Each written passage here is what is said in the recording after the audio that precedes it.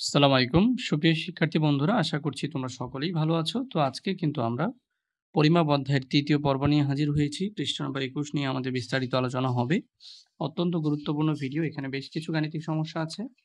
তো আশা করছি যে শেষ পর্যন্ত আমাদের সঙ্গেই থাকবে। চলো বন্ধুরা, আমরা কিন্তু আ এখানে এই তথ্যগুলো জেনে এসেছি যে ১ সেন্টিমিটার এটা তো আমরা পড়েছি। এটা সলভ হয়েছে। গত পর্বে আমরা এটা সমাধান করেছি। এখন আমরা এখান থেকে শুরু করব।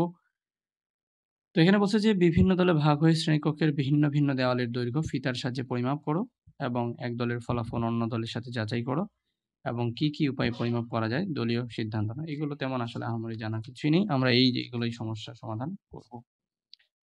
নিচের খালি ঘরগুলো পূরণ করি। ঠিক আছে? এইগুলো পারাটা জরুরি। পরীক্ষায় এগুলো আসবে।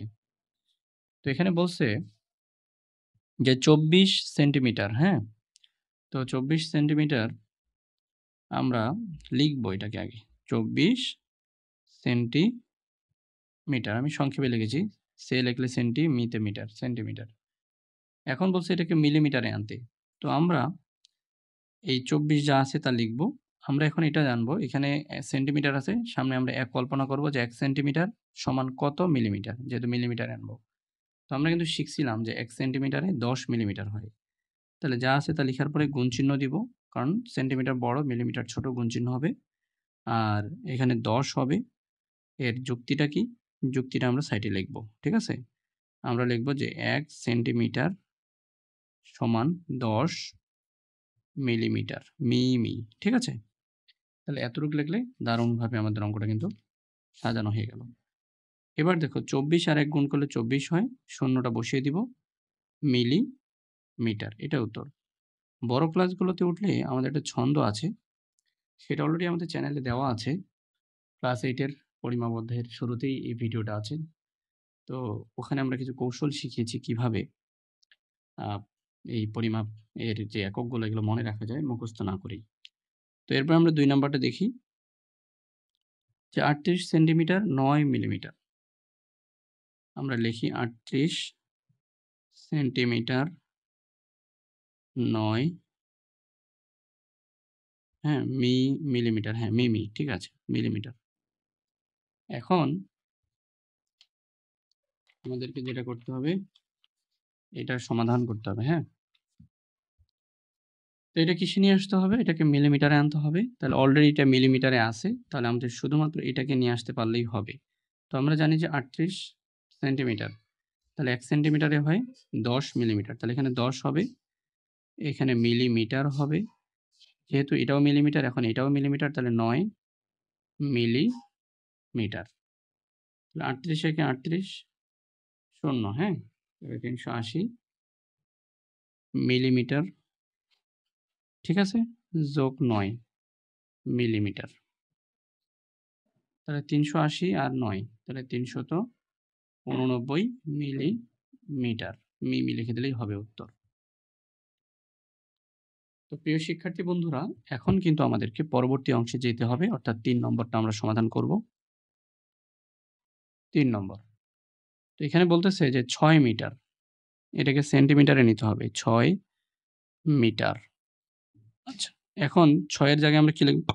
৬ লিখব, গুণ চিহ্ন দিব। আমরা জানি ১ মিটারে হয় ১০০ সেন্টিমিটার। তাহলে আমরা ১০০ দিয়ে সেন্টিমিটার। এখানে সাইড নোট দিলে এটা খুব ভালো হয়। ১ মিটারে হয় ১০০ সেমি। তাহলে তোমার পরীক্ষক বা শিক্ষক বুঝতে পারবেন যে সে জেনে লিখেছে।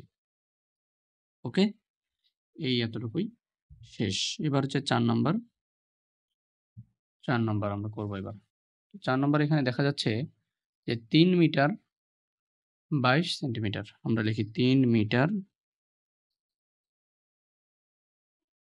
২২ সেন্টিমিটার।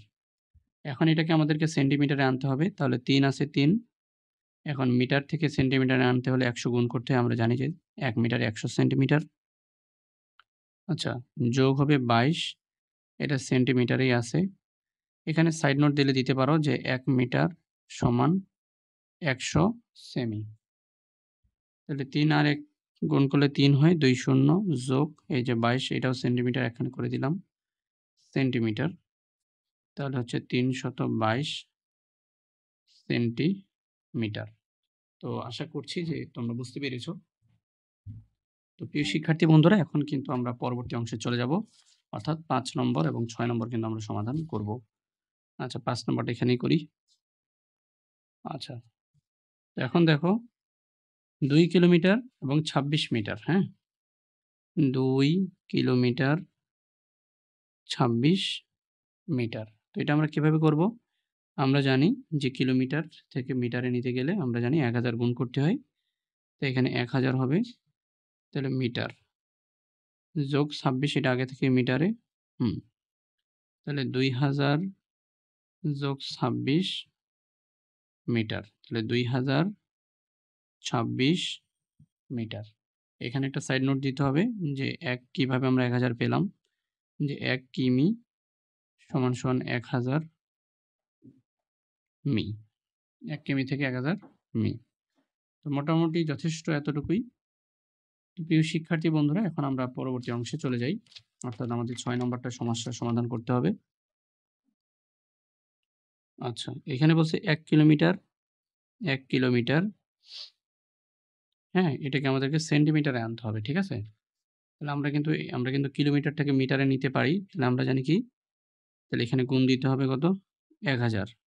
তাহলে এটা এখন মিটারে চলে আসলো, তাই না? এখানে সাইড নোট দেই যে ১ কিলোমিটার সমান হচ্ছে ১০০০ মিটার।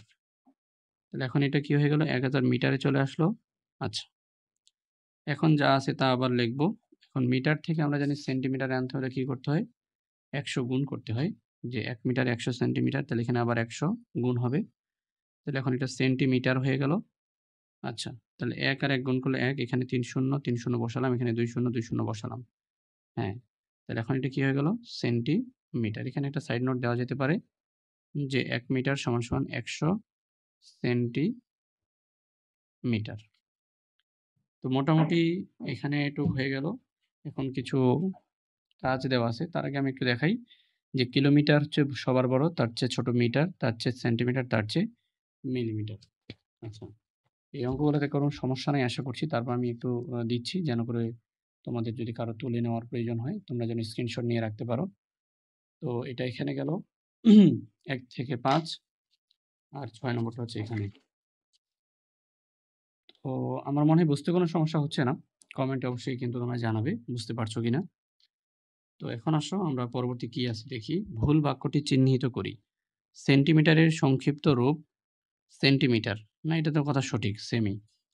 আচ্ছা, দৈর্ঘ্য পরিমাপ করে ২ টি বস্তু ছোট বড় তুলনা করা সম্ভব।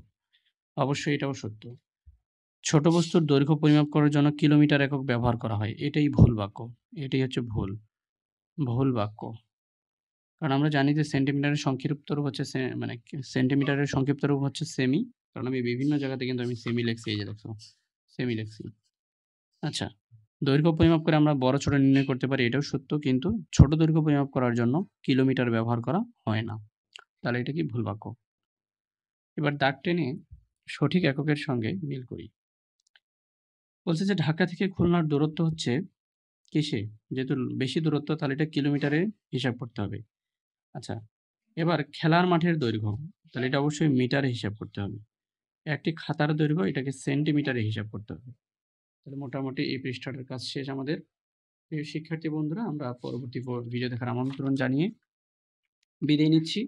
দেখা হবে ইনশাআল্লাহ পরবর্তী ভিডিওতে। সেই পর্যন্ত আল্লাহ ভালো রাখুক। ওজন নিয়ে আলোচনা করব। আসসালামু আলাইকুম।